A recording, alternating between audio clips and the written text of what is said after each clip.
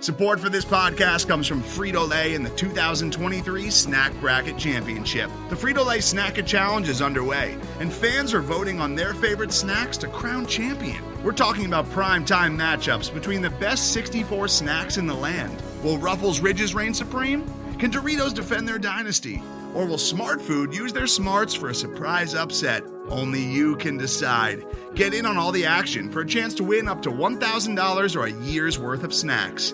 Let your snacks be heard. Just go to fritolaysnacket.sbnation.com to vote and enter for a chance to win. No purchase necessary. Sweepstakes ends April 3rd, 2023. Void where prohibited. Year's worth of snacks awarded in the form of 52 coupons, each good for one bag of chips. See official rules at fritolaysnacket.sbnation.com. The Black and Gold Banneret podcast is brought to you by Orlando Homes Express, brokered by eXp Realty, proudly serving Orange, Seminole, and Lake counties. Call 407-790-9957 or visit WeSellOrlando.net.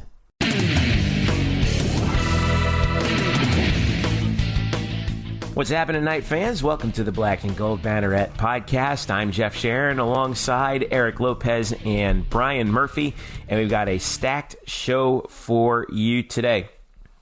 We are, UCF may have been left out of the college football playoff, but certainly we are at least in your top 4 of UCF podcasts, or so we hope. You can follow us at blackandgoldbanneret.com. Where we are also at UCF_Banneret on Twitter, and also Facebook.com/blackandgoldbanneret. Follow us individually at Jeff_Sharon, Eric Lopez Elo, and Spokes_Murphy, as we dive headlong here into the month of December. And what a weekend it was. By the way, we have a lot going on in this show, also, not just football-wise, or at least not just UCF football-wise. Our guest for the show, Chris Martin, former UCF offensive tackle, made his way into the NFL, and is now looking to latch on with the Orlando Apollos of the Alliance of American Football. The Apollos, with a big week, actually, unveiling their uniforms and helmets. Of course, they're going to be playing at Spectrum Stadium. 9 UCF guys on the roster, and Chris is one of them.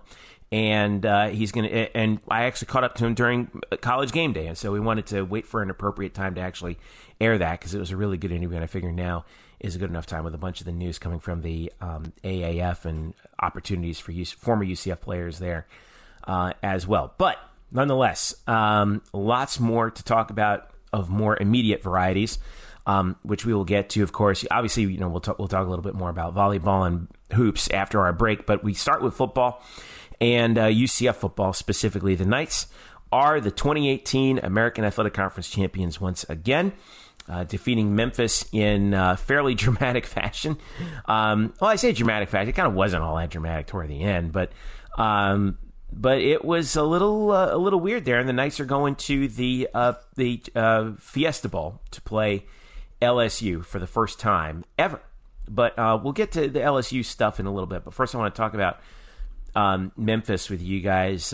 Murph, you and I were there. Eric, you watched the game from afar. So we're sitting there, and it's 38-21 at the half, Murph. And I'll start with you. And at that point, you're thinking what?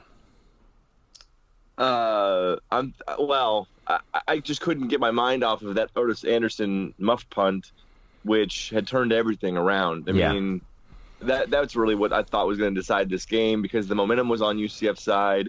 You had Josh Heupel pumping up the fans, unlike we'd seen anything before from him this season. It was 31-21. UCF was, kicking off after a touchdown. They forced Memphis to I don't know if it was a 3-and-out, but they forced Memphis to punt. And then Otis Anderson muffs the punt. Memphis recovers on the UCF plus side of the field and scores a touchdown right before half. That makes it turns what could have been a 3-point game and was a 10-point game into a 17-point game. And I thought that would be it. I really thought, I wonder what Birmingham is like this time of year. That's kind of what I was thinking at half. But certainly the third quarter magic that this team possesses came out in droves yet again. It was kind of amazing to watch. Lopez, what about you? I thought to myself, how is Mike Norvell going to blow this game at the end? And you can't stand Mike Norvell. Well, to me, if I'm a Memphis fan, I'm asking myself, is this guy the long-term guy? Because I still can't get over the fact he did not go for it on 4th and goal at the 2-yard line, let alone hand the ball off to his best player on the team. That's fair. That's very fair. We were saying the same exact thing when they had that long drive where it looked in the second half where it looked like their running game was finally getting underneath their feet a little bit. It was what was the score at that point? It was 38 to 35. 35. Yeah, it was it was 38-35 with about under 5 minutes to go in the third. And UCF had scored twice. And you could feel the momentum. The game had flipped. And then Memphis's running game just starts cranking back up. And if they score there, they make it 45-35 heading into the fourth. And a 2-score game heading into the fourth, as you guys both know, is a much different animal than a 1-score game heading into the fourth, Eric. And then they had 3rd and goal at the, what was it, like the 4-yard line or something, Eric? They had 3rd and goal at the 2. 3rd and goal at the 2. Yep. Okay. This is, and I'm going to write about this later today. I'm so glad Eric brought this up. I'm going to write about this too. Yeah. They had runs on the previous 4 plays before that 3rd and goal at the 2. They had runs consecutively of 7, 7, 4, or 7, 6, 4, and 4. Yeah. So they had 3rd and goal at the 2. Right. So 3rd and goal at the 2, and Eric Lopez, your favorite coach in the whole world, Mike Norvell, decides to do what? Throw the football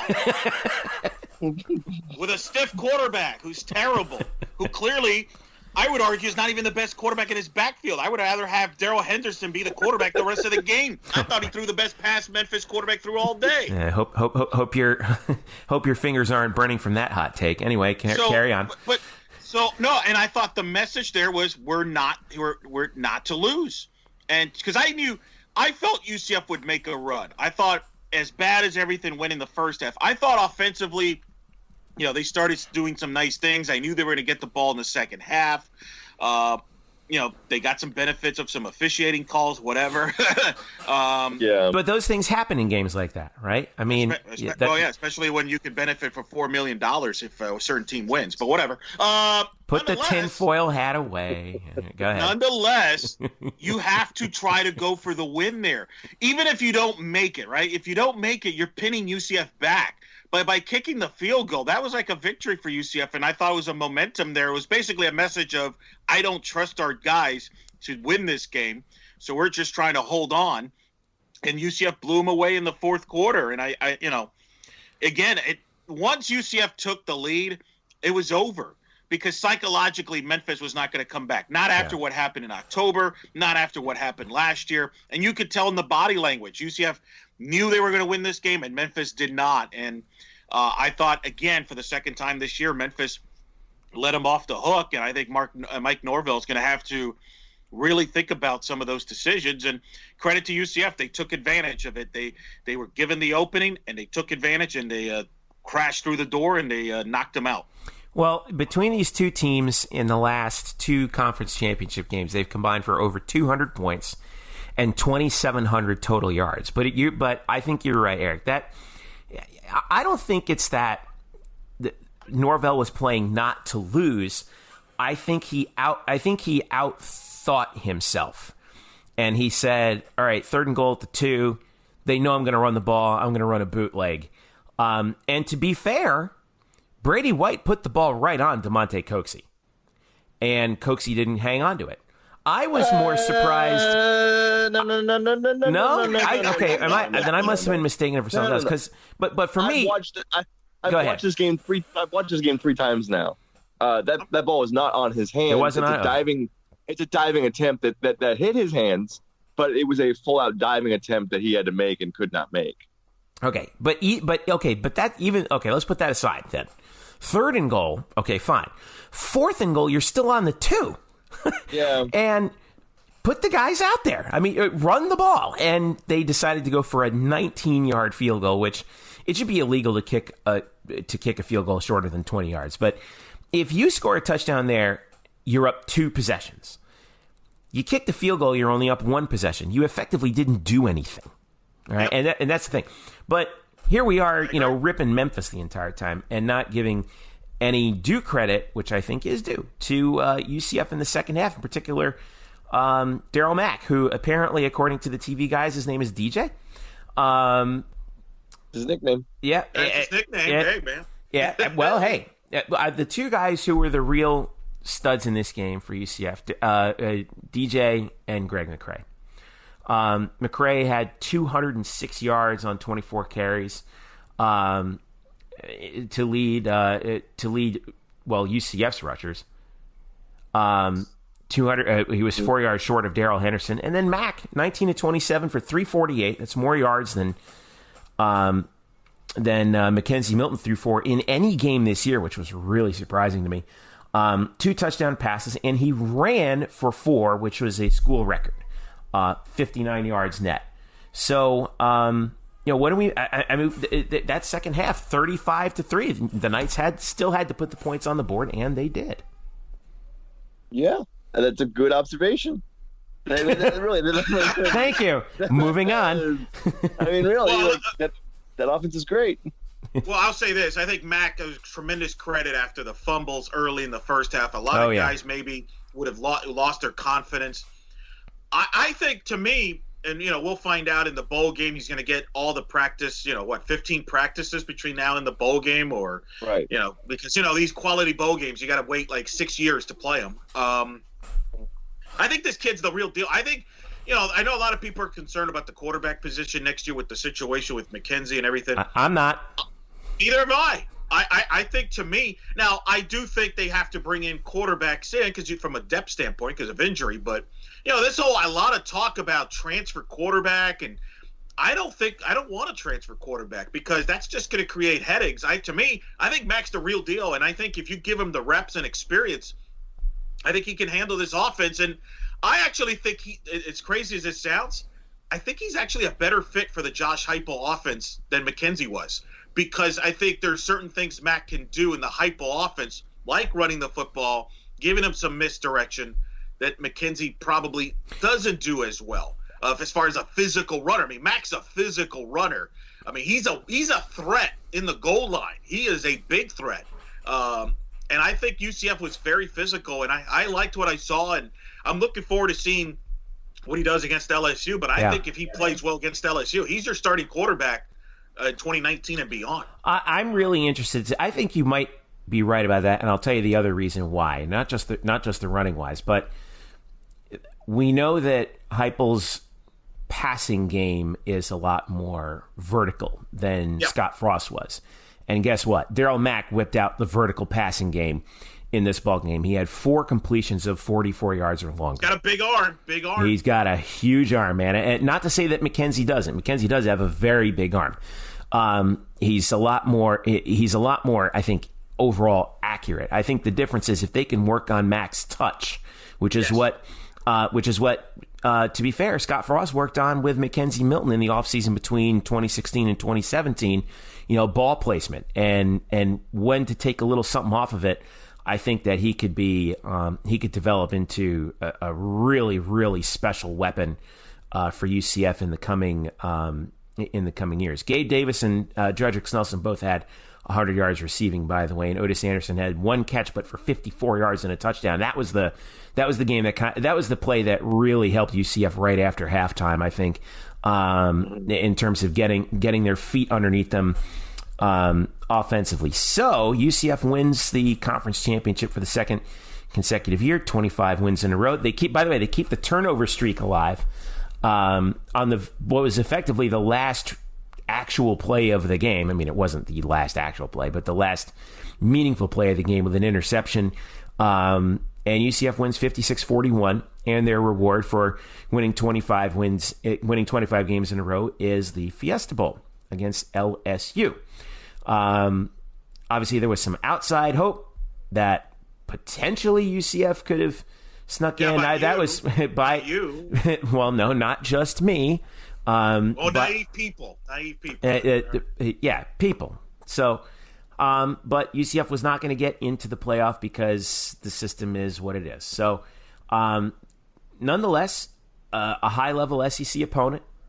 out of a high-level SEC West opponent, nonetheless, out in the desert on New Year's Day. So what do we make of this matchup with LSU coming into town?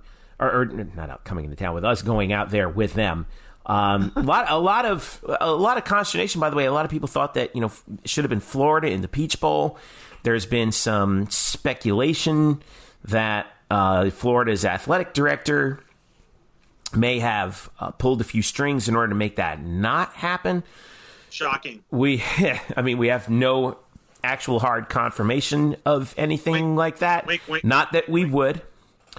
But this is what we got. We got the Bayou Bengals on New Year's Day. So, early thoughts about the matchup, Eric Lopez. It's a boring game.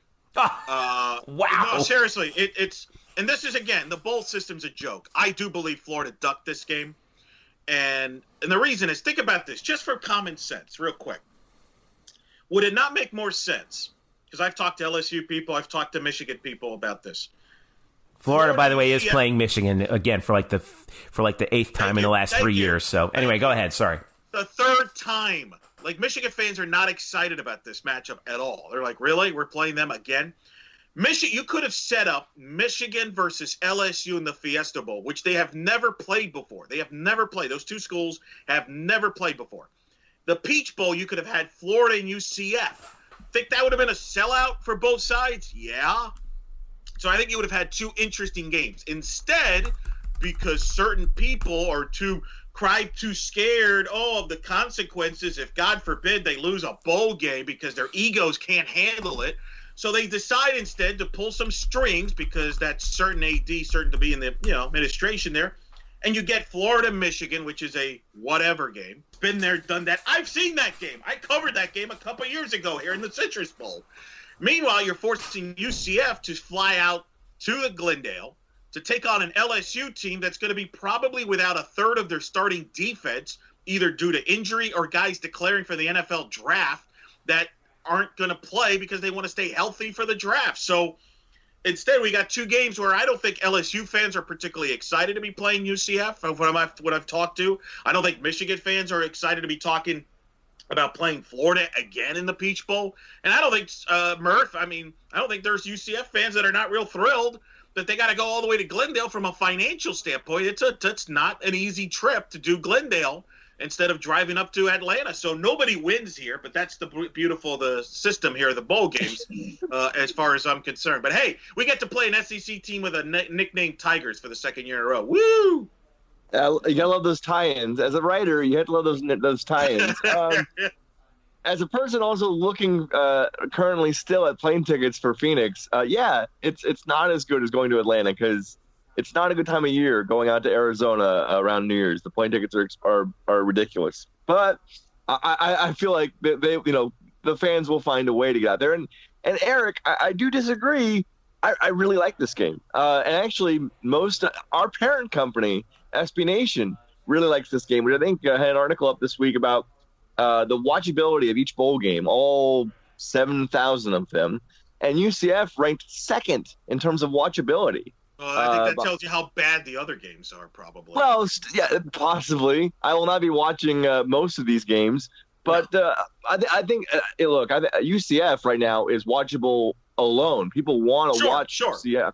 So I think that's a draw because UCF is captivating. Whether you love them or you hate them, you're going to watch them because you want to see if they lose. I don't disagree with you on that, Murph, but you're telling me that UCF Florida would not have had more appeal because of the in-state rivalry, the chit-chat both sides? I think – No. That's all I'm saying.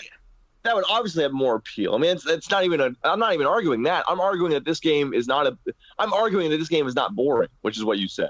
You said this game is a boring game. Well, I disagree. I'm disappointed because LSU is not going to be in full strength, and you know what's going to happen here. I'm going to warn everybody about this. When UCF beats LSU, which I think is going to happen, you know what they're going to say. Well, LSU wasn't interested in this game. They didn't have a full strength team. They didn't really care about this game. You're going to hear the same rhetoric you heard last year in the Auburn game. So it's Eric deja vu all over again. Eric, remind me, is UCF missing anyone significant? Maybe a quarterback or something? Well, I'm glad you brought that up. See, now the question there is, I agree with you. First of all, yes. So I agree. I think this year the argument's not really valid. However, then those people that are still trying to make the argument, like Jeff, about making the playoff, then was not accurate. You can't have it both ways. You can't say, hey, we should have been in the playoffs, but then come back and say, well, we're shorthanded. We're not as, we lost our star quarterback. I agree with you. I think the argument's on both sides. I think it's going to be a good game. I'm not saying that. I think it's fine. But I think you can't deny that there's a little bit of a disappointment, because I think the majority of the fans would have preferred Florida. And because Florida, and I'm going to say it, Florida ducked UCF in this. There's no question. I just mentioned it. Would it have not made more sense if LSU played Michigan in the Fiesta Bowl? UCF, Florida, I think everybody would have won. But clearly Florida ducked it. I mean, I don't know why people are – Florida ducked them. They have a history. Everybody that's followed college football in the state knows that Florida ducks people. They've ducked the Miami Hurricanes for years and decades. They were forced by litigation to play Florida State. That's the only reason why they play every year, is because litigation years ago stepped in and said, no, you have to play Florida State. So lawsuits do work is what you're saying. Well, maybe 4 years ago, first played an in-state team. Not in this case, they don't. But it's a joke. But again, Eric, no one is arguing that Florida State would not have been a better game. I think everybody agrees with that. But the fact that, so we understand that that's not a possibility because Florida is whatever they are. You wanna call them gutless or whatever they duck. Yeah, I get it. But this game on its own merits, this LSU UCF game on its own merit, I think is really attractive in the sense that people want to see this UCF offense again go up against a type of defense. I understand a defense that will be missing 3 starters again, as you pointed out. I get this, and as I've pointed out, UCF will be missing a quarterback. But still, it's a really, really solid defense, even with the guys who are still there. And it's still that SEC brand that people want to see UCF go up against. And I think it's another proving ground for UCF. And maybe people will never accept UCF for what they are because they always think they're this team from a second-rate conference or whatever. But if you win this game, it can only help. It can only help, and I think there's a really good opportunity for that. Well, I think the point that you make, though, Eric, is that LSU this year is effectively interchangeable with Auburn last year. Yep. Right? I think hear the same rhetoric. You're going to hear the same rhetoric. If UCF beats LSU, which I think they will, you're going to hear the same message. Well, LSU really didn't care. They were with some of their those players. Those 3 guys on defense were lead. They didn't play. The one guy, the linebacker's playing, but right. And whereas I think the Florida game, you would not have heard that because Florida hadn't played in a bowl game like this in a while. Now, look, LSU's had a great year, and they're going to say all the right things that they're going to be motivated, but I have skeptics, and I just don't want to hear – and we're going to be back to square one with the same negative, well, this or that, and I don't think UCF's going to get a lot of credit even if they beat LSU. I'm not so sure about that. I think that if you do it twice in a row on that stage, I think UCF there's going to be a little bit more credit given to UCF. I'm not saying that people are going to look at them and be like, wow, unbelievable. Right. But fool me once, shame on you. Fool me twice, shame on me. I think that's the thing that comes out. It's going to be a noon kickoff, by the way, on New Year's Day. Well, which 1 o'clock Eastern. Or 1 o'clock, yeah. I'm sorry, 1 o'clock. 11 a.m. in Arizona, right? Yeah. 11 a.m. 11 Mountain, yeah. I'll be getting there around 7:30 in the morning. Yeah, put some Baileys in the coffee if you're tailgating out there. I still think, and we'll move out from this after this, but I still think that it's an interesting matchup. It's just it really could have had some additional intrigue for the fan base as if it was UCF against Florida. Remember, UCF still has not played LSU ever. We have played Florida before, but not for a very long time, obviously. And they're an in-state. I think that there is something to Florida not wanting to potentially be embarrassed. Who was it? I think it was Dan Wolken, forgive me if I'm wrong, who said, somebody asked him about it. They said, well, think about if you're Florida, would you like for UCF to claim a second consecutive national championship by having beaten Florida? Which, whatever. I mean, UCF is not going to be ranked. I don't think number one in anything at the end of the year, one way or the other. But, I think that you're at the very least it is an opportunity missed. It's pettiness, and that's the problem with this sport. No matter what the topic is in college football, there's a lot of pettiness in there. I think, yes, I get it that Florida didn't want to run the risk of losing to UCF. Oh, how could you lose to UCF? Yeah. But that's the other thing, though, is like, why wouldn't LSU say the same thing? We don't want to play UCF. We don't want to lose to them, Well, they just got the draw. What makes them? Yeah, but what makes them so special? Because UCF is not a recruiting threat to LSU as they are a recruiting threat to Florida. Correct. That's Murph makes it. Are we sure about that? He's correct on that. Yes. Okay. Yes. I mean, they recruit in Florida too, is why I'm saying. Not Florida as much. Florida recruits in Florida more than LSU recruits in Florida. Yeah. Well, if you go look at the rivals rankings for any top recruit in Florida, chances are you're going to see both of those schools in the list of in the list of offers. No, sure, but it's about the player. If the player is deciding if a player from Jacksonville or a player from Miami is deciding between Florida and UCF, you got a pretty strong data point to go off of. If UCF wins this game, well, yeah. In terms of okay, all right, I'll give you that one. I mean, I still think that a lot of those sort of things in terms of decision points are a little overblown. Let's face it. What's unfortunate about it is, if I was Florida, the perspective I would have had is, you know what? Yeah, let's play UCF, because UCF's playing at the highest level they've ever played in their program history. And we're rebuilding with Dan Mullen. If we beat them while we're rebuilding, imagine how that would be as leverage instead of looking at it from a negative standpoint. Well, you could have said if you're Florida, right? Okay, UCF, you think you're the new sheriff in town? Watch this, and if they win, the game, it's like, hey, sit your ass down. Okay, we're still in charge of the state, but no, they petty people. Well, no, but that's where it ends up looking even worse for UF if they, regardless of whether they actively or passively ducked the game. It's a cost benefit analysis on Florida's part, right? It's cost benefit analysis. What's disappointing is the stupid system allowed them to get their way, just like the SEC allowed Florida to get their way when they had their little schedule, because they cried about the schedule against LSU in the home and home. It's just pathetic. I mean, I still think the whole recruiting thing is a little overblown. I mean, like if some kid wants to go to Florida, they're going to go to Florida. If some kid wants to go to UCF, they're going to go to UCF. And no kid is going to decide to go to one school or the other based on one game. And if they do, they're probably. Jeffrey, are you saying that doesn't help? If that doesn't help, then why do they? I'm not saying no. I'm not saying it doesn't help. I'm saying it doesn't help as much as people think. But that certainly goes into the reason why Florida doesn't want to play this game. Correct. Absolutely. The point. But let's not make it like every kid in every Florida commit's going to be like, screw you guys, I'm going to UCF now. I'm not saying that. I'm not saying this, Jeffrey. God darn it! Jesus, someone listen. I'm just saying that this certainly could help UCF in recruiting and hurt Florida in recruiting. Again, it's cost benefit analysis. The cost of UF losing this game is a hell of a lot more than the benefit of them winning this game, because people should say, well, you should win it because you're Florida, whatever. And the cost of it is huge, gigantic. And I'm not saying every recruit that would choose between those two schools would go to the school that wins, but you have to admit there is a huge impact off of that. I know you won't. I'm not. No. I'm not saying there would not be an impact. I just think that the impact is a little overblown.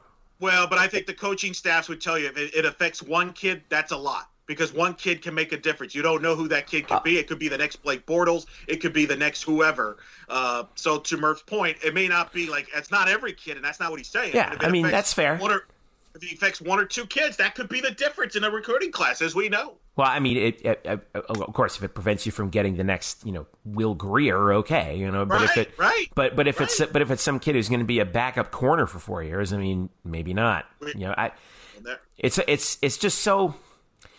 there's a lot of moving parts to that, and you know, like when you break down the system like that, it's like, I don't know. Maybe I just hate recruiting and I'm just skeptical of it all. Maybe that's the problem. Well, that's fair. I hate it as much as the next guy, but even I understand why. I mean, I've seen recruits on the field, and you know, they get coddled and all that. But I think we all can agree. What's disappointing is it's not Florida UCF.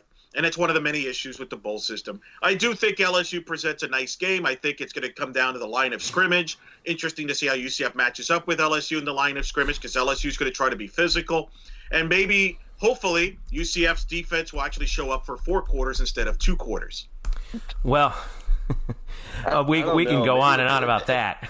At this point, like, isn't UCF, like, they are what they are, and they're sort of like that racehorse that always plays from the back, you know, and just like they're just like, you hold them back, and then like you hit that like that mile and a quarter pole at like the Preakness, and then you just let it go, and then they sort of come back from 7th and they win it, you know, by like a half a body length at the wire. Yep.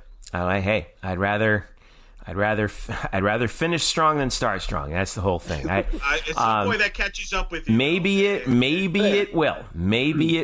But you know what? So far, I think we've been doing okay. So, by the way, before we take a break, I wanted to pass along a little promotional note. Make sure, by the way, if you're looking for LSU news, hit up our SB Nation compadres at andthevalley.com. andthevalley.com. They are SB Nation's LSU community. They've already got some UCF preview stuff up there. They've already called us the Golden Knights once. I get it. It's better than the Fiesta Bowl. We've given them the... Yeah, I know. Well, at least they fixed that. But how does this keep happening? Can somebody email me, direct at me? Like, how does this keep happening? I know why it happens with ESPN. I don't know why it happens with other schools. I really don't. But whatever. So make sure you check them out. They got a lot of stuff up there. Prepare yourself.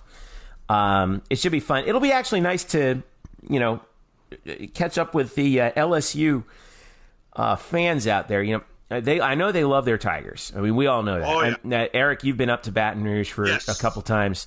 They love their Tigers. I will say this. They're some of the most hospitable fans you'll ever see. They root passionately for their Tigers, which, I mean, that's cool. But you know something? If you ever go to Baton Rouge or you catch up with LSU fans anywhere, they'll talk about their Tigers and how much they think they're going to beat you and all that and stuff. And then they'll be like, "Hey, you want a bowl of gumbo? Here it is." And they're fantastic. It's the best absolutely experience fantastic. I've ever had. Yeah, absolutely fantastic. So now they're very passionate. They might not agree with some of your stands. I'll give you that. That's fine. That's fine. They are. I'll tell you this. I know Murph's going to enjoy them because that fan base loves baseball. They love college baseball, Murph. Yeah. You want to talk some college baseball? Go hang out with LSU in the tailgating and listen to them complain about Paul Banneret. But you know how we know this, and we'll finish up with this before we take a break. LSU actually averaged more fans per game for baseball. They had a higher average per game attendance, LSU baseball did, than the Miami Marlins did last year. Wow. Well, that's saying a lot. That is amazing. But it is true, and it's funny because it's true. Anyway, Alex Box, baby. Alex Box. I know. All right, so let's take a quick breather. When we come back, we will have an interview I conducted back during the College Game Day visit with Chris Martin, former UCF offensive lineman, who's now at the Orlando Apollos of the Alliance of American Football. He's got some quarterbacks now who he knows he'll be blocking for. And it was great to catch up with Chris. It's kind of how we had our summer sessions, guys? Well, this is kind of be like a winter session as we're here in the middle of December. So we'll have that, and we'll also talk a little bit more basketball and volleyball, wrap up the volleyball season as well. Stick around. The Black and Gold Banneret podcast is back after this. The Black and Gold Banneret podcast is brought to you by Orlando Homes Express, brokered by eXp Realty. Sam Unger and his team at Orlando Homes Express proudly serve Orange, Seminole, and Lake counties, specializing in buying, selling, and new construction. Sam is a very proud UCF graduate, class of 2006, and he's got a special deal going on right now for the 2018 UCF football season. Knight fans, in honor of UCF's 25-game win streak, Sam is running a special for the whole month of December. If you use him as your realtor to buy or sell your home, you'll receive up to $2,500 at closing. So, if you're ready to buy a new home or sell your current home, upgrade or downsize, Sam and his team have you covered so you can find the right home at the right price in the right location. So give them a call right now at 407-790-9957. Again, that's 407-790-9957. Or visit them on the web at WeSellOrlando.net. Again, that's WeSellOrlando.net. You can also reach them on Facebook at Facebook.com/WeSellOrlando. Get in touch with the Orlando Homes Express today and make finding your dream home a reality. Hello, Knight Nation. I'm Andrew Fegley. And I'm Trey Strelko. Where are we? This isn't our usual spot. It looks like we've landed in the Black and Gold Banneret podcast. Oh, yeah. I've heard of those guys. You know, Nightline has UCF sports covered. Week in and week out, we bring you interviews with newsmakers and in-depth analysis of UCF sports. Subscribe to our weekly podcast on iTunes, SoundCloud, Stitcher, or wherever you get your podcasts. Be sure to subscribe to Nightline on YouTube, like us on Facebook, and follow us on Twitter at UCF_Nightline. Trace, can we go back to the 1148 studios now and start working on our next all-new Nightline? How do we get out of here? Go Knights! Charge on. Now back to you guys in the Black and Gold Banneret podcast. All right, welcome back to the show. Jeff Sharon with you here, along with Eric Lopez and Brian Murphy. We just got done talking about the Fiesta Bowl coming up with UCF and LSU, and the last time, when UCF first went to a big-time bowl game, our guest was actually on that team back in 2013. The last time they went to the Fiesta Bowl, and the Knights beat Baylor. One of the offensive linemen for UCF was Chris Martin. Well, Chris leapt into the NFL right after that. Bounced around with a few different teams, had a couple different stints with the New England Patriots and the Buffalo Bills. Jumped up to the CFL for a little bit, but along came the Alliance of American Football, the new league with 8 teams that's going to be starting up this winter. And one of the teams is going to be in Orlando and playing at Spectrum Stadium, the Orlando Apollos. And Chris Martin was a regional allocation player to that team. He's originally from Fort Walton Beach, obviously played under George O'Leary at UCF. And he's getting a chance to extend his pro career with the Apollos, as are a number of guys from the UCF roster. Storm Johnson, Ronnell Hall, Shaquan Burkett, a number of guys actually formerly. I'm trying to pull up the list right here. There's a whole bunch. It's like 9 guys who were formerly with UCF, who are going to be playing back on their home field. So I've been hanging on to this interview for a little while here, and because I was looking for the right time, and now I think is the right time to do it because the Apollos actually just unveiled their new uniforms and helmet. They kind of be like navy blue and burnt orange, which, a lot of UCF fans are like, Gator colors. Well, come on, man. Just give me a break on that. Steve Spurrier's the head coach. And they also just drafted their starting quarterback, who's a familiar name if you're an American Athletic Conference fan, Garrett Gilbert, who used to play at SMU. Prior to that was a quarterback at Texas. And he's also the son of Gail Gilbert, who played for the Buffalo Bills back in the day. And also Justin Holman, by the way, who played at UCF, was drafted in that quarterback draft that they had for the Alliance by the Atlanta team, the Atlanta Legends, and he'll be playing behind Aaron Murray, formerly at the University of Georgia. But a couple weeks ago, we talked with Chris Martin to kind of get the lay of the land of what it was like at College Game Day, and then talk about the Alliance and all that. And so here it is. So here's my interview with former UCF offensive lineman Chris Martin. All right, so I'm walking around here on campus, and look who I run into, the big guy himself, Chris Martin, former UCF offensive lineman, one of our most beloved players that we've had here in recent times. Looking good, man. Can you believe this stuff out here? No, I can't. That's why I had to park on the opposite side of campus just so I could walk through and just kind of take in all of this scenery. They didn't give you a parking pass up in here? I mean, I probably could have got one if I tried, but honestly, I wanted to. I wanted to walk through the campus and just kind of reminisce and just see I just wanted to see the craziness that comes with College Game Day. It's unreal, man. All the support, I can't believe it, man. So you played here for 6 years. At at a time when UCF was trying to make this transition, you know, we always thought that it could happen, but as a player to see this, as a former player, what does it mean to you to see College Game Day put UCF on this national stage? To me, I feel like it's deserving for the guys of the work that they've put in. You know, the guys like us that played in the Fiesta Bowl, we like to think that we set the foundation for the national champions, because those seniors were the freshmen that we took under our arms, you know, kind of taught them the way how to win. You know what I mean? There's a way that you have to learn how to win. You really do. And it seems like they've carried that on. And to now be at this stage of the game, you know, it's just like UCF is like every other big name college, you know, just because, you know, we may have started in 1963, I think they say is when the school kind of was founded. But now we're here at game day. You know, we're obviously the best game on television today. So it's like, hey, we're here. You know our name. You know, I actually made a post on my Twitter just recently, like, look, you know who we are now. Like when I left to come to school here, my friends didn't know about UCF. They almost kind of mocked me because I had offers from Alabama and LSU and stuff. And so they kind of mocked me, but now I laugh at them, you know what I mean? And so now I'm the one that's laughing, you know, and I kind of said that on my Twitter the other day just because I love it, because they still, you know, want to talk all that mess to me. And I'm like, look, you can talk all the mess you want, but guess where game day is? You know what I mean? They're here right on our front lawn right now. You know, I mean, you guys had such a great year in 2013 and 12-1. I feel like sometimes it's easy for some students, especially more recent students and people, to forget how good that season was and how close you came to being the first undefeated UCF team. Right. Oh man, we still kind of, you know, nick and nag at each other about it, because we were 3 points away from being undefeated, and we got defeated by a Steve Spurrier, Jadeveon Clowney, South Carolina team. You know what I mean? And we were also up 10-0 in that halftime. We shot ourselves in the foot. You know, so we like to think that it should have been us being the first undefeated, but it wasn't. It was the guys last year. You know, all the respect to them, and I know that they worked for it. I know that they earned it. Do I think that they could have beat our 2013 team? Absolutely not. But they're a very good team, and man, I'm proud of them. That was my next question. If we could somehow put it in Madden, right? 2013 versus 2017, how do you think it would go? I mean, honestly, they wouldn't stand a chance versus us. We were so powerful on offense and so powerful on defense that it wouldn't be. I mean, they were a great team. Don't get me wrong, and they're a fantastic team, and I love to watch them play. But they wouldn't be able. First of all, they wouldn't have been able to have our own line. Our entire offense went to the NFL. You know what I mean? Regardless of our center who had medical injuries, who couldn't, our entire offense went to the NFL. And so it's, you know, we were a powerhouse. We really were.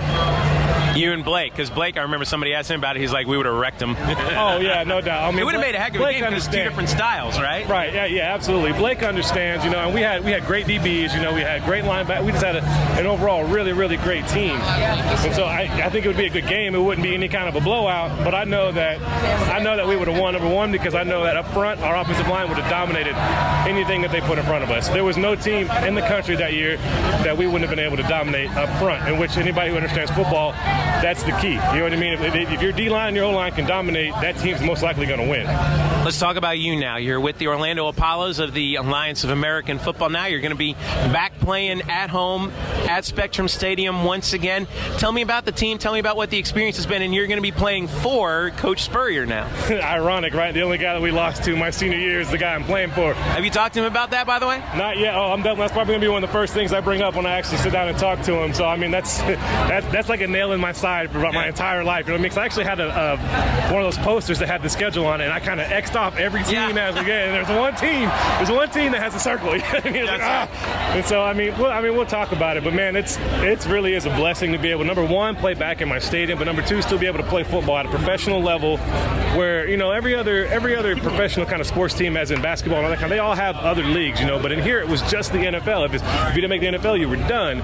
And it's so sad because there's so many really good players. You know, there's so many really good. I know so many personally that should be 100% playing and are at home with a regular day job, and they shouldn't be. You know what I mean? They're great athletes. They should be playing. And so this league is giving so many people an opportunity to either try to go back to the NFL or just stay in this league and be a successful football player for the rest of your life. And plus, it keeps Americans back in America instead of the CFL. Yeah. I went up there over the summer, and I was dominating up there, and I ended up injuring my doggone finger.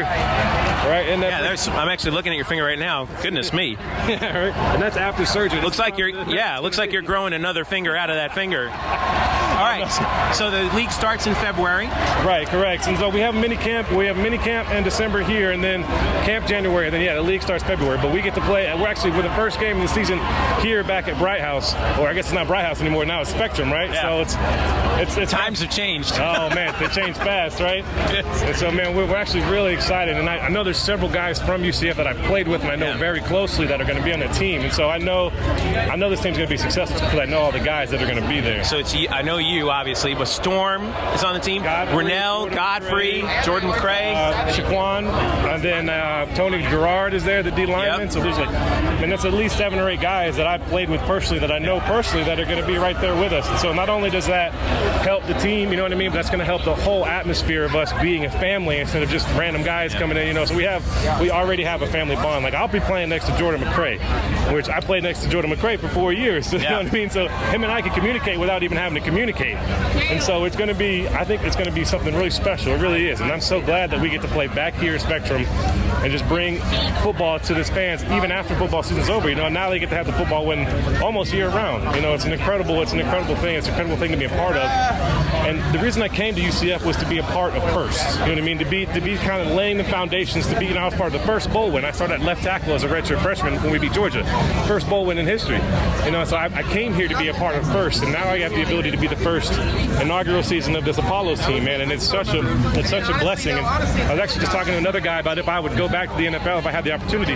And I'd say, like, I'd really have to weigh the options. I really would, you know, because the only benefit for me would be more money. And I'm not about the money, I'm about this game. And so I'd really have to weigh my options about what I would try to do. And so I'm just so excited to be playing at a professional level in my home stadium. Well, we're glad to have you back, and it's going to be good to see you out there. Now, I know you're going to be wearing navy blue and orange, which is going to be kind of weird. Kind of Gatory, you know. Yeah. I know Spurrier probably had something to do with that. Probably. Hey, whatever it is. Hey, listen, we're looking forward to seeing you in February, and it's going to be fun, man. Yeah, man, it really is. Stay healthy, and we'll see you in February, all right? Yes, ma'am. Thank Chris you. Martin, UCF offensive line with the Orlando Apollos of the AAF. Where can people reach out to you, by the way? I have a Twitter, and I'm just kind of learning it, so I'm still kind of a rookie at Twitter, but I think it's... You got to give us a call. We'll help you out. I'm still learning, man. I'm not necessarily a social media guy, but that's what I'm working on. Everybody's telling me I need to get better at it, so I'm trying to get better at this whole Twitter and tweeting thing. One day at a time, man. One day at a time. It takes reps, just like playing online. Right. I'm trying. I have guys kind of coach me through some things, so I'm learning. I'm getting better at it. All right, Chris. Thanks for joining us, man. Enjoy the day. All right. Thanks again to Chris. Thanks also to Al Lunsford of the Orlando Apollos for his help in rounding up Chris. I'm hoping that we'll actually be able to get a little bit more stuff with the Apollos going. By the way, they just also announced their broadcast team. Did you see that, Eric? Yeah, Jamie Say is going to be the play-by-play voice of WKMG. I spoke to her at the Magic game about it. She's excited, and she'll be working with Rini Angolia, my good friend, who obviously does analyst work for the ESPN as a police officer in Orlando, and then Jerry O'Neal. Yes, the stash. It's happening. Sideline. Yeah, so pretty big step for them to get that broadcast. They'll be on, I believe, Real Radio 104.1 will be their home there. So yeah. It's going to be fascinating. And what's interesting, too, this week, you notice the XFL did not come to Orlando. And I think a big part of that is I don't think the XFL wanted to compete with the Apollos, because I think the Apollos, and I give the league credit for this, they want to help the NFL get players. And I think the NFL, in return, will maybe help them in some ways. And so I think that whereas the XFL is trying to be the alternative.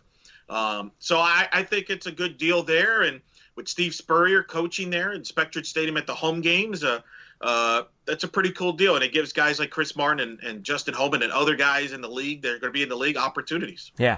And Chris talked about that in the interview, too, about how, there's a bunch of guys who are kind of just in that gray area, right? And he's one of them that, but they need to, if they get the chance to get some more reps, they could be good players, I think. By the way, the Apollos drafted for their quarterbacks Garrett Gilbert and Stephen Morris, formerly of the University of Miami, and Austin Appleby as well. Some of the former UCF names around there. Storm Johnson, who's going to be a running back there. Jeff Godfrey and Rennell Hall on the receiving team are two of the receivers. Some defensive players in particular. Jordan McCray, by the way, is going to be there. On that roster, let's see. We also have Tony Gerard is on the defensive line as well, and let's see, Drico Johnson and from the defensive backs, and of course we mentioned Jaquan Burkett is going to be there too. So, and then a bunch of guys, also from all the Florida schools as well. Pretty solid, I think, a pretty solidly represented. A pretty solid representation from UCF, rather, on this roster. I like the fact they regionalize it. And like you mentioned, Eric, this is run by NFL guys, right? Yeah. Bill Polian's running it. They have a lot of former NFL players that are serving more or less on the board. Justin Tuck, Troy Polamalu are involved. They have the AAF is not saying that it's a developmental league outright, but this really does feel like a developmental league, right? And I think that's the most important.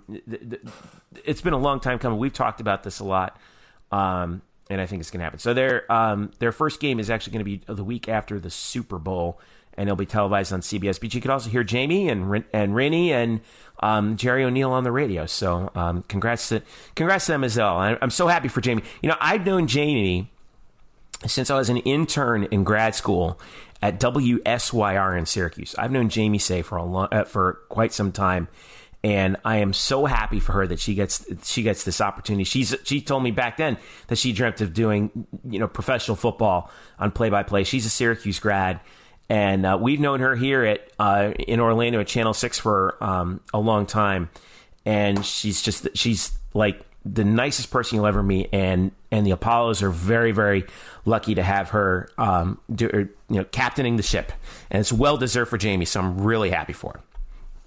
Yeah, it should be fun, and we might have her on as well as Rainey throughout the season there, and we're going to probably be covering their games with a lot of the UCF for players. We may have to multiply Murph. I could see Murph just sitting paying rent at the press box. Why not? Yeah. Why not? By the way, interesting staff that Coach Spurrier has assembled, by the way. His Willie Jackson, his former wide receiver for the Gators, is their wide receivers coach. Jim Jeffcoat, former NFL player. Donnie Abraham, former NFL player on the defensive side.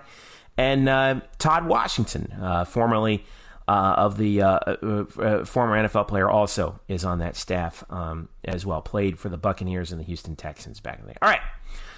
Let's move on over. We got to wrap up volleyball season, unfortunately. It makes me sad because they were in the first round, and Eric Lopez, you were right once again. I usually am. I'm glad you said usually. The Knights came up short in the first round of the NCAA at home, unfortunately, losing in 5 to Florida Gulf Coast. And you called it, Eric, and I got to give you a ton of credit on this. You called it the group of death. And the combined record for the 4 teams in that region was 101-24. And, do the math. That's 25 wins and 6 losses on average for every team that was there. And let's give credit to Florida Gulf Coast. They came ready to play. It was the third time that these 2 teams had played. It's hard to beat the same team 3 times in one season, man. It just is. And but they were able to pull it out. One of the key things, I think, for UCF from that match, Eric, was Aaron Olson did not play due to an undisclosed injury. Which you could tell down the stretch. I thought that really kind of, they kind of missed her steady presence out there. But nonetheless, still had a chance in 5. Jordan Pingle's career comes to an end as she's the all-time leader in digs. And also she set the single season record in that match as well. Some postseason awards. The AVCA recognized Jordan and McKenna Melville as all-region first teamers. And then also McKenna was named American Athletic Conference Freshman of the Year, and also AVCA Freshman Award as well. So Southeast Regional Freshman of the Year. So again, an amazing season for UCF comes to a really unfortunate end. But I saw some of the highlights from the final practice that they did, which is a volleyball tradition. Even after they're done with the season, they have one last practice together. And Jordan Pingle, she left her shoes on the floor, and there's a ceremonial passing of this sword, right, to the following year's seniors that she gets to do. And she managed, and she did that in that little ceremony. And that was cool. That's like, someone get the onions out of the room, man. I can't handle it. So they hit the off season again. This team is super, super young. You have to believe that they'll be back in the NCAAs in rather short order after a 27-4 season where they were 18-0 in the conference. And the best thing is they can't take that away from them, those championship rings. So kind of a sad end to the season, but what a year it was. Yeah, it was. It's just, you mentioned it. They played Florida Gulf Coast for a third time And I thought Todd had an interesting post-game comment. First of all, if we've learned anything, ladies and gentlemen, if Brian Murphy is at a UCF volleyball match, it's going 5 sets. Let's just guarantee that right now. True. He was at Cincinnati match and at the Florida Gulf Coast, and they both went 5 sets. Yeah. I don't know, Jeff, was that the only 2 5-set matches they had at home all year? I don't know. You can look that up. But I thought Todd had an interesting comment where he said he thought Florida Gulf Coast benefited from playing in the ASUN tournament, which was a single elimination tournament, whereas UCF did. What was your reaction to that comment? My reaction to it was, well, I think that is fairly interesting. Todd and I have always, ever since I've known him, we've always talked a lot about, which should we have a tournament? Should we not? I've always thought, yes, we should, because if the American's going to be a one-bid league, at least you could probably get 2 teams in if someone other than your bona fide 1 seed wins it. He's like, nah, man, I want everyone to make the committee's decision hard and have half the teams win on the final weekend. I was like, okay, that's fine. Now, I've come to find out that we are going to have an American, at least there are reports that we're going to have an American Athletic Conference volleyball tournament starting next year. Now I don't know what the format's going to be. I don't know what how many teams they're going to put in, when they're going to play it, or all that kind of stuff. But that to me is a pretty interesting decision that they're trying to make, and I think that's much to some coaches' chagrin. I know there's a lot of division within the conference about that, but yeah, I can see where I can see where Todd's coming from that. But I will say also that UCF still had a few matches to play to sort of wrap up the conference there towards the end. I mean, it wasn't like the matches they were playing toward the end of the season were not significant. Certainly, I just think the problem was UCF was banged up, and Florida Gulf Coast, they came ready to play. They were healthy. Well, and it was the 3rd time you were playing the same team. Yeah, I mean, that's hard. There was no secrets there. Well, that's the thing. It looked to me like Florida Gulf Coast knew what was coming. And it's hard. And Florida Gulf Coast obviously improved. Not that UCF didn't, but Right. So that was tough. I don't know, to be honest, if it would have mattered, because the way Florida played that weekend, I think Florida was going to beat everybody. So, they really took care of business against Florida Gulf Coast. That's kind of unfortunate for Florida Gulf Coast too. But Florida, I think, was at the end of it, man, it would have been nice to see a rematch between UCF and Florida one more time, especially after that match against Florida. By the way, that UCF lost up in Gainesville, that was their last loss of the season prior to that final match, right? On September 2nd. Yeah, it was the day before Labor Day. Think about that. Ugh. But yeah, getting to see that Florida team in action the following night against FGCU, they weigh good. Yeah, they good. Well, they were the national runners up last year, and I mean they have one girl who's 6'8" in the middle. I mean, come on. I think they had what was it, Murph? Two other players who were 6'6". They have a 6'8", a 6'7", and a 6'6". They have a freshman who came back from a month injury who was 6'4". And they're not, and those aren't even their best players. Some of them are. A couple of them definitely are their best players, but they are deep, and they're not just big up front. They don't block you all the time, like the way the FGCU coach said after their match the following night. Like Florida sets really well. They use their size really well to set better than you'd think they would set, and if they are going to go really, really far. Yeah, that's interestingly enough. UCF has 2 sisters who serve as their setters, right? The Olsen sisters. Well, so does Florida. They have Allie and Marley Monserrat, who are their 2 setters, and both of them were sublime in the tournament. Thayer Hall, I thought also played particularly well, and tremendous credit as well. I thought Paige Hammonds was the best player of the regional. And she was just outstanding. So, and also now here we are talking Florida. I wanted to give some credit to Florida Gulf Coast as well. Courtney Van Loo, who is just outstanding all season for them.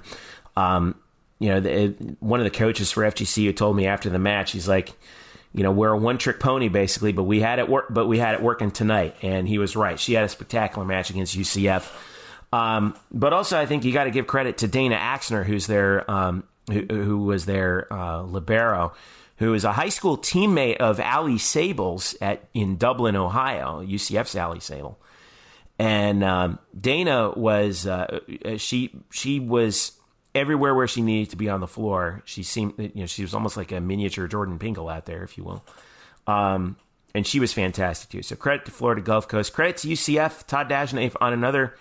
I mean, what a year! What a year! I mean, it's such a bummer in a one match situation that it turns out like that. But there were three really good teams that ended up going home from that group of death, as you called it, Eric. And UCF just happened to be one of them. I think that UCF, Florida Gulf Coast, and UF were all good enough to get to the second weekend, possibly even longer. And it just worked out that way.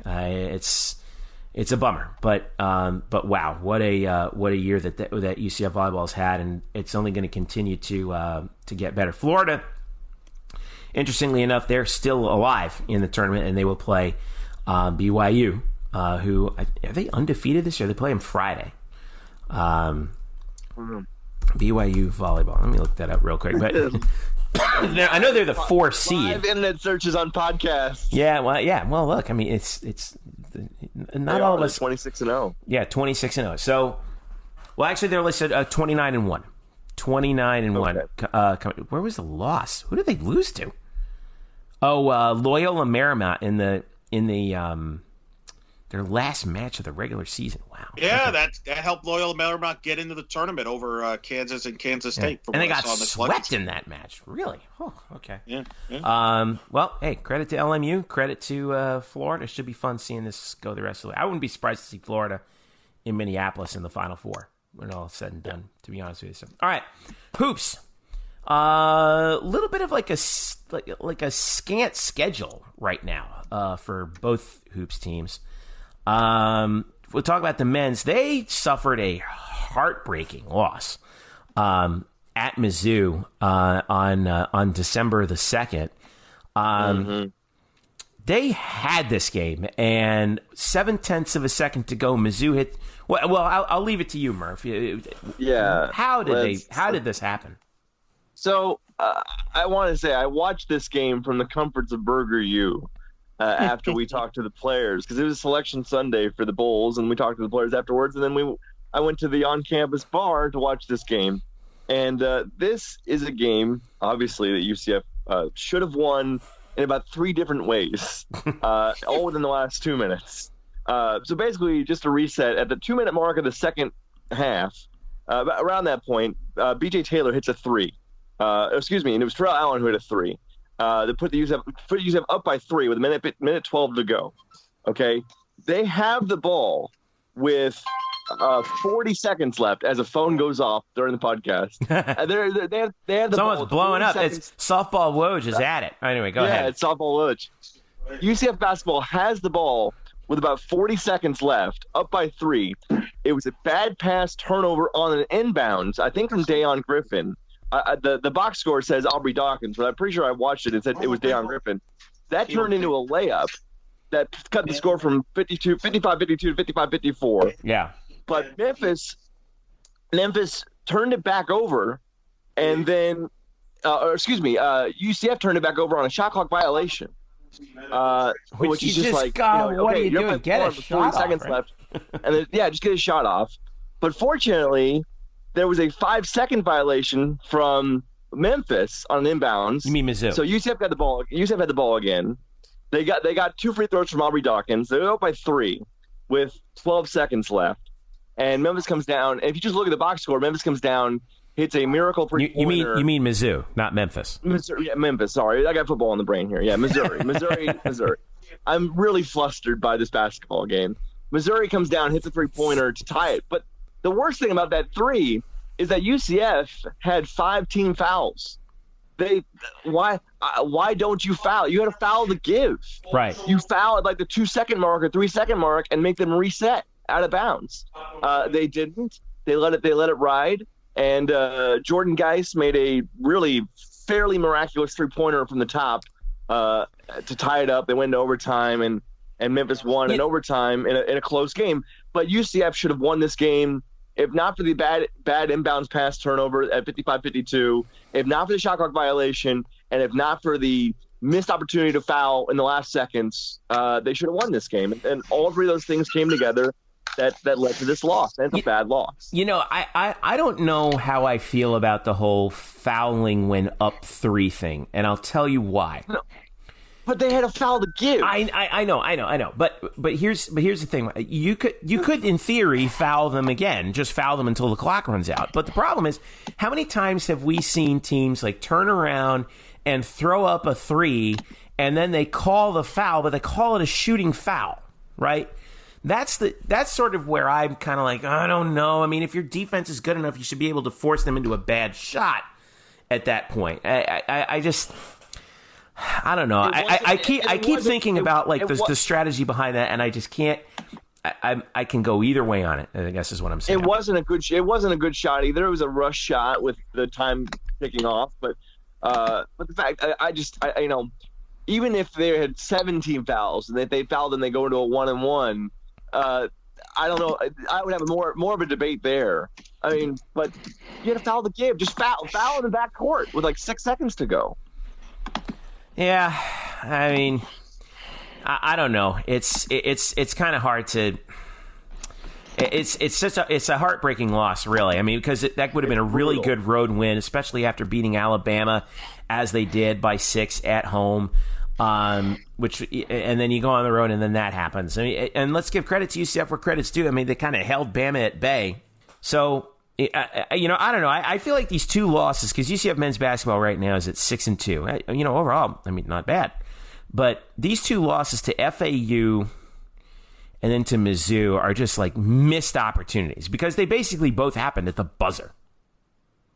Yeah, no, and it's not only that. Like, they're not great losses either. Missouri's not going to be a good team in the SEC. Yeah. Well, they've been saying FAU's not going to be good, but what's their record right now? I think they're actually, I think they're not that bad. I'll double check, but go ahead. Right. Wait until they get into conference. Both those losses are not going to be good. This team should be 8-0. This team should be 8-0. Yeah. And they had both games easily. Less than 6 to go against FAU, up by 10, they blow it. And then up by 3 with less than a minute to go. And a couple of different times they could have closed that game out, and they didn't against Missouri. I think I said Memphis again. What do you do? Is there like a flaw here, like a late game situation flaw with the team, or is it just bad luck? Well, certainly in the Missouri game, it did seem like all of a sudden it went back to like, if it's not Aubrey and if it's not BJ, they really don't know what they're going to do offensively. You saw that on the shot clock violation possession with 40 seconds to go. We've seen this team be more versatile and more varied offensively this year, but in these late game situations, the ball seems to stop moving. Yeah, and that can't happen. And they're reluctant to get it to Taco because he's such a bad foul shooter. If he's even out there at that point, he was not. He was switched out often during those last couple minutes because I think he's shooting 27% from the free throw line. See that to me, that's where the flaw is. Because you want to have him out there in defensive situations, but because he's such a poor foul shooter, that they're reluctant to put him out there. I mean, how beneficial is it when you need a hoop to just throw it to your 7'6" guy? You know what I mean? Right. Offensively, they were able to sub him in a couple times because Missouri took a timeout, and the UCF turnovers actually allowed Taco to get back on the floor before they had defensive setups. So he was out there for defensive purposes, but he was always subbed out offensively. The fact is that BJ Taylor, again, did not have a very good game. He would 2 for 10 from the floor, 1 of 7 from 3. Aubrey was very good. Other than that, there really wasn't much offense, and this team needs to be better than that in late game situations and just smarter. Like the bad pass inbounding with a minute to go was ridiculously stupid. And again, I know we disagree on this, but when you've got a foul to give, you give it. You give it with 6, 7 seconds left, 8 seconds left, because they're not gonna throw it from half court. They're just not, and just make them reset. Yeah. And well, I mean, I don't know if we agree with it or not. It's hard for me to say. We don't agree. Me and you don't agree. Well, we might agree. I haven't thought about it yet. Well, I've thought about it. No. I take that back. I have thought about it. I have not reached a conclusion. All right. Well, this team should be 8-0 going into this Saturday's game against Grambling, but they're not. I think you're right. That's what hurts. That's true. The other thing that hurts is Alabama just lost at the buzzer to Georgia State, so we don't even know how good of a win that even is. Hopefully it is, but it isn't. But yeah, I mean, it's a lost opportunity because really you look at the rest of the non-conference, maybe Illinois State, but there's not much else there that's going to impress as far as the resume. Now, you got to do well in the conference, and that'll take care of itself. But I understand Murph's frustration. That's one that you really needed to get there, and boy, you hope that doesn't come back to haunt you come March. Yeah. Well, yeah. I mean, that's the part that we're just going to have to wait up on. So, all right, let's. I wanted to talk about women's basketball because here's a team that's not having trouble closing out opponents right now. They're 6-1. By the way, men's basketball, their next game is against Grambling at home. They got their next 5 at home, by the way. Yeah. Next game is against Grambling on Saturday at 1, followed by Georgia Southern Tuesday at 7. So apparently tickets are still available because it's winter break, and basketball attendance is a problem for everybody over winter. But anyway, over the women's side, they got back into action after a solid 5 days off. They played Chattanooga at home on Friday, the 30th. And, well, to say that they played Chattanooga is kind of a euphemism because they beat the ever-loving tar out of Chattanooga. Interestingly enough, Chattanooga led this game by 7 in the first. They led 14-12 after 1. In the middle 2 quarters, UCF outscored Chattanooga 38-9. They outscored them 44-10 at one point. 46-10, I should say. En route to a 75-37 victory. Everyone got in the game for UCF. Leading score, 4 nights are in double figures. Leading scorer was KK Wright, 18 points on 7 of 10. Masni Kaba was excellent, 13 points and 7 rebounds on 5 of 7 from the field. Kayla Thigpen came off the bench to score 10. Siani Martin came off the bench to score 10. This was a destruction of epic proportions. They held Chattanooga in the middle 2 quarters to just 4 of 18 from the field, and actually Chattanooga scored, made only 8 baskets in the final 3 quarters.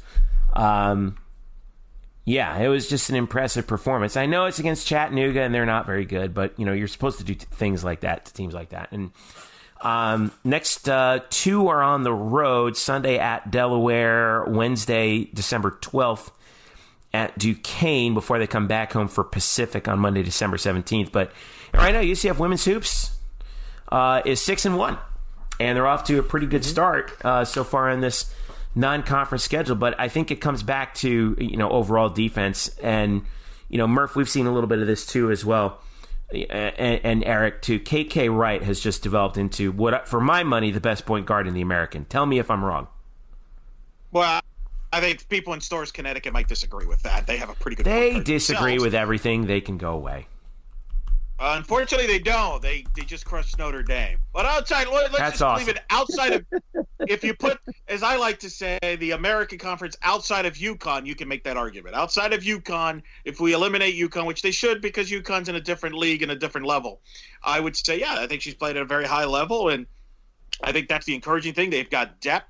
They've got good point guard play, and they could defend, and I think they're off to a good start in the non-conference, and give them some confidence when they get into conference play, because I do think this team feels – I think what's going to be fascinating is I think they could challenge South Florida for second place in the American, with all due respect to everybody else in the league. The question is, have they narrowed the margin, the gap between South Florida and UCF for second? Jose Fernandez has done a great job there. They've been the second-best program in the league. And has UCF narrowed that gap, I think is what's going to be fascinating, and I think it's the storyline this year in the possibly being in second place, because if you get to second place, maybe third place, you could get to the NCAA tournament. So That's what I'm going to, and certainly the depth they have, the size they have, would point to possibly the answer being yes, but we don't know that yet. We'll see how they finish up here in the non-con. Yes. I think you're right about that. And I think that in addition to that, this is going to step up, obviously, once we get into conference play. But, I mean, the thing is that I love how everyone's like, oh, well, they don't they haven't played anybody yet. It's the same argument we hear in football. I'm like, but they're doing what they're supposed to do to those teams. That's the thing. So I'm not going to get on their case too much. Their next games, like we mentioned, they're not going to be back home until December the 17th, but you can keep an eye on them as we roll through the rest of the schedule. All right. So let's wrap this thing up here, boys, with, we got some time. There's no football to be had for a while. The schedule's kind of flattened out with basketball coming up, but we do have a little bit of news, don't we, Eric Lopez? The softball schedule's out? Yeah, softball schedule is out. They'll have 33 home games this year. They will open on Thursday, February 7th against Ole Miss. They will host Minnesota and Ohio State the opening weekend. They go up to Mexico the second weekend for the Puerto Vallarta tournament, where they will be playing the likes of Washington, for example. That's the headliner in that weekend. Other notes, they got Florida State for 2 home games this year. It's a Sunday, Monday in early March. That's huge. They go to Florida. So they got some nice, tricky non-conference schedule, especially early on. So Cindy Ball and the group, we'll see. They start off February 7th, and I know I speak for Murph to say I can't wait. Let's just get the softball and baseball season going, right? Right, Murph? Let's go. I mean, football season. As far as I'm concerned, football's done. Let's move on. Let's go to baseball and softball. Let's go. Spring. MLB Network is on every day now at my house. Oh my God! This will not stop until November of next year. Well, I'm glad it's that and not WWE Network. Speaking of baseball and wrestling, by the way, Greg Lovelady Murph was listed as one of Baseball America's top coaches under 40. Is that right? The top coach under 40, according to Baseball America. Yes, the top coach under 40, according to Baseball America. By the way, I was just looking at the baseball schedule, and I feel like, gentlemen, I might have a decision to make this February.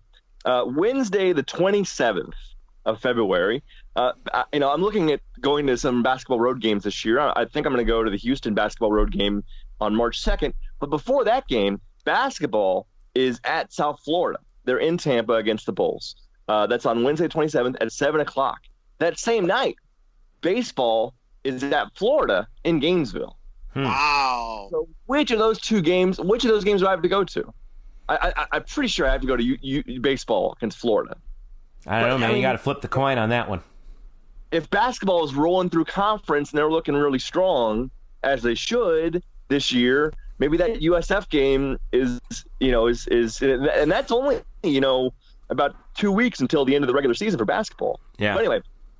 Yeah. Anyway, and that leads that Florida game for baseball leads in right after the Auburn series. So it's a fun week for UCF baseball. Gosh, it's going to be a fun week for us. I know that.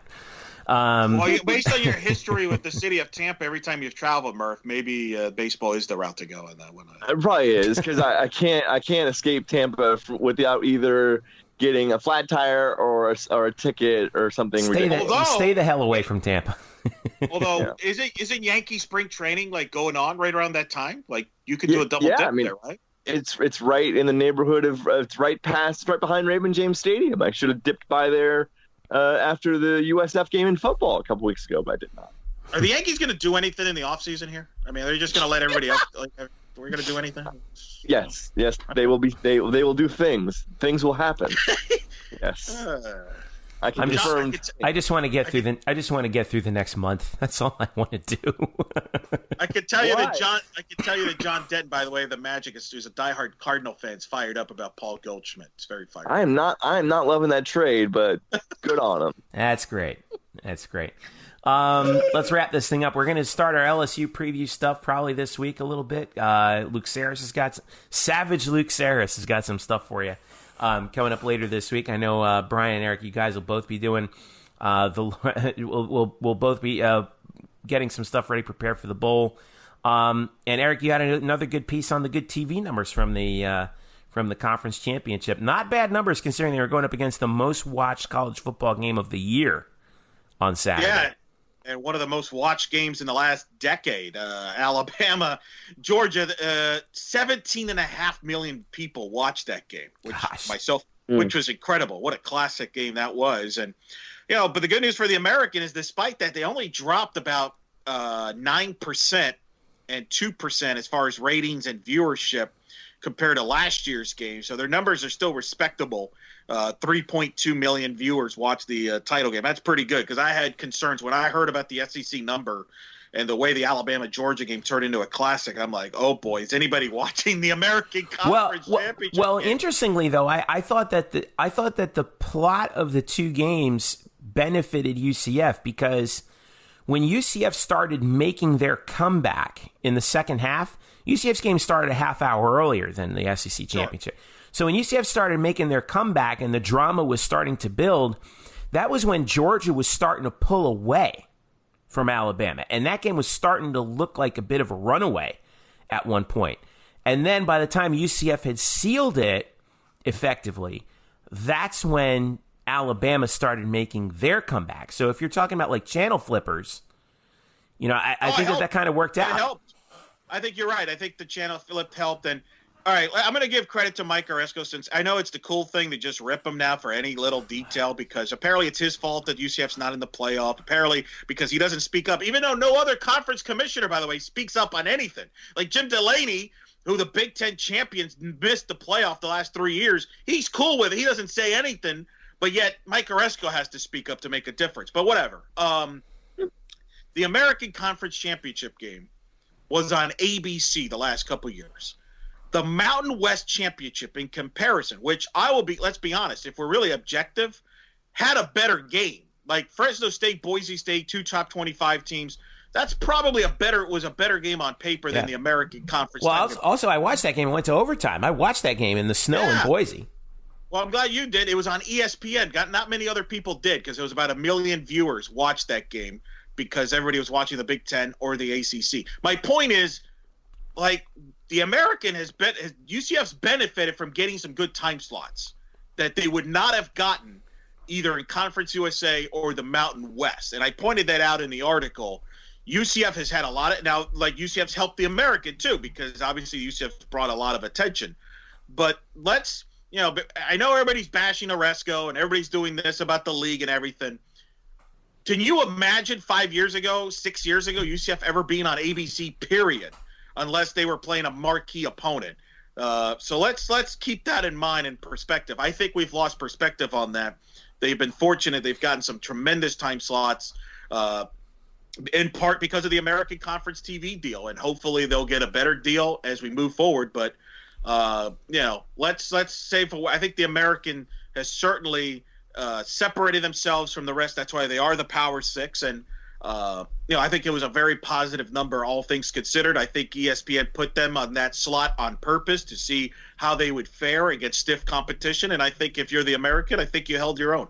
Yeah, I think that was probably, aside from obviously from UCF winning, that was the most encouraging news of the entire weekend was how that worked out. So, and now I'm interested to see what the TV numbers do for the Fiesta Bowl. Early, like you said, early kick on New Year's Day. Kind of a bummer. I still think that it's not going to overtake the Baylor game from 2013 because that game was on prime time. I don't know how it's going to do compared to the Peach Bowl last year. It might be close. I'm not 100% sure. I think it's similar to last year's Peach Bowl. The thing that might hurt it a little bit, it's not the lead into a playoff game. It's now, although it is the lead into the Rose Bowl, which is not a slouch, but I don't, it's not going to be the lead into a playoff day where a lot of people planned around that. It's not going to come close to the Baylor numbers because, they're going, again, for the second year in a row, they're going up against the Citrus Bowl.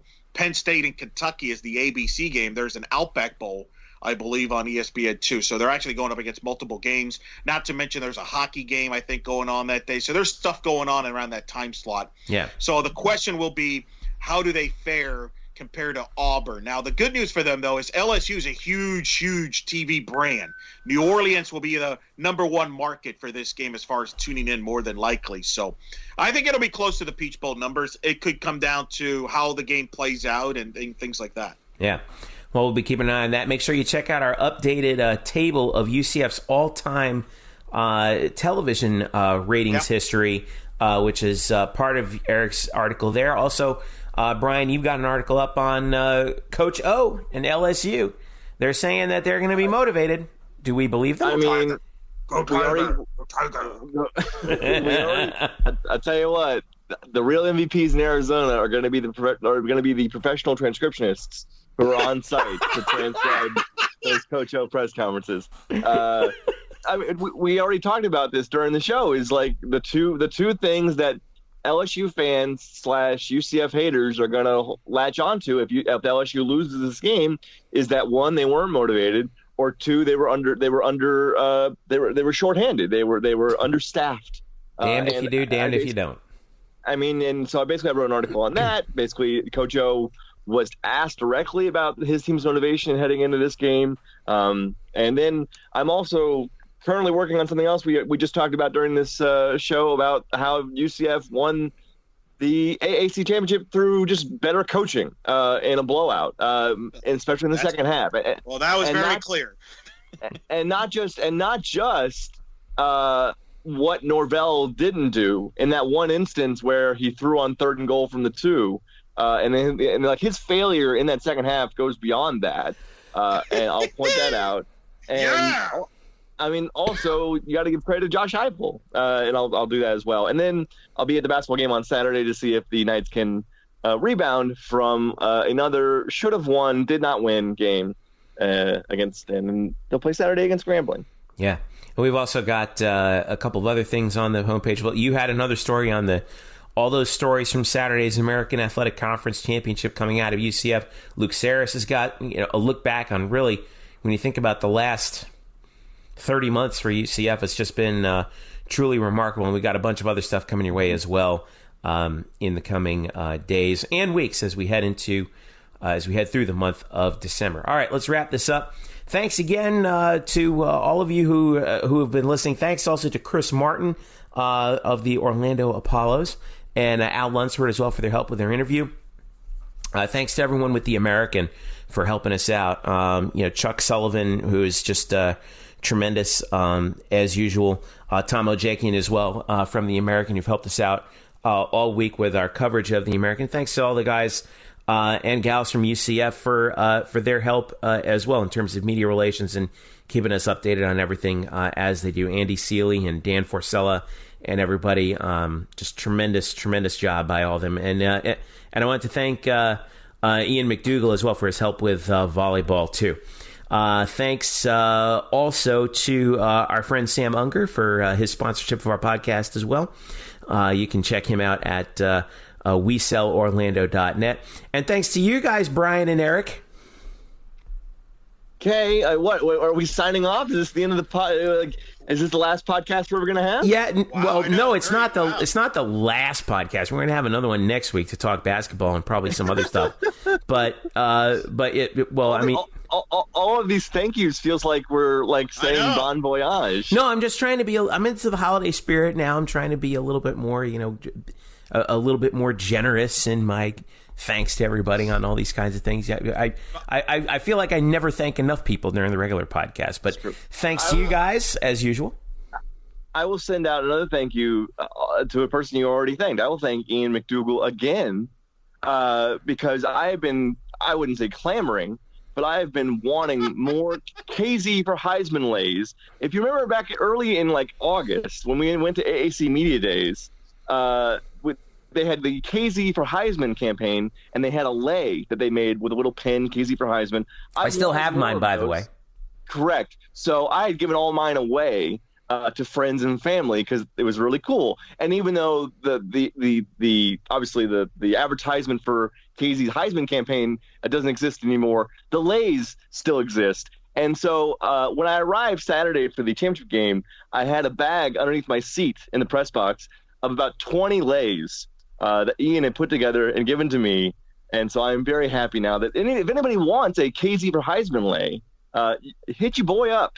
I got them all now.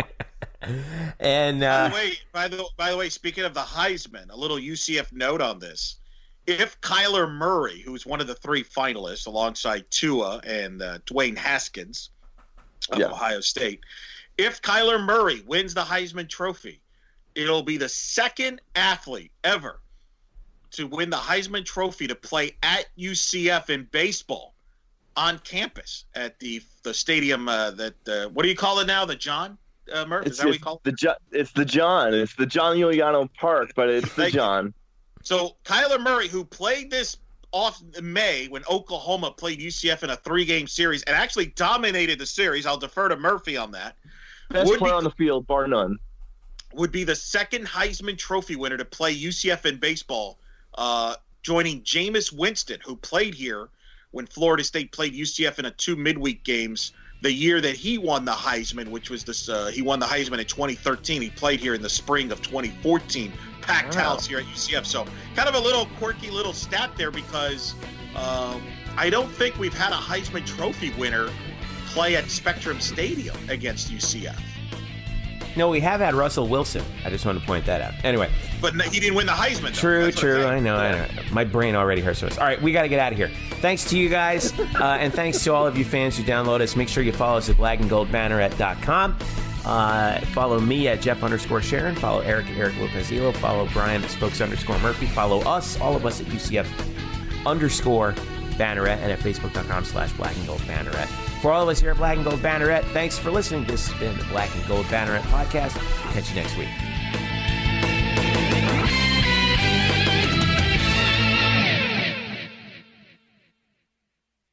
Today's episode is brought to you by Cars.com. With over 2 million vehicles and 50,000 more added every day, Cars.com will match you with the perfect car for you, your budget, your life, your style. And if you're ready to say goodbye to your current car, Cars.com will get you an instant offer to cash it in. Just start by entering your license plate and get matched with a local dealer who will write you the check. So whether you're looking to buy or sell, just go to Cars.com. It's magical.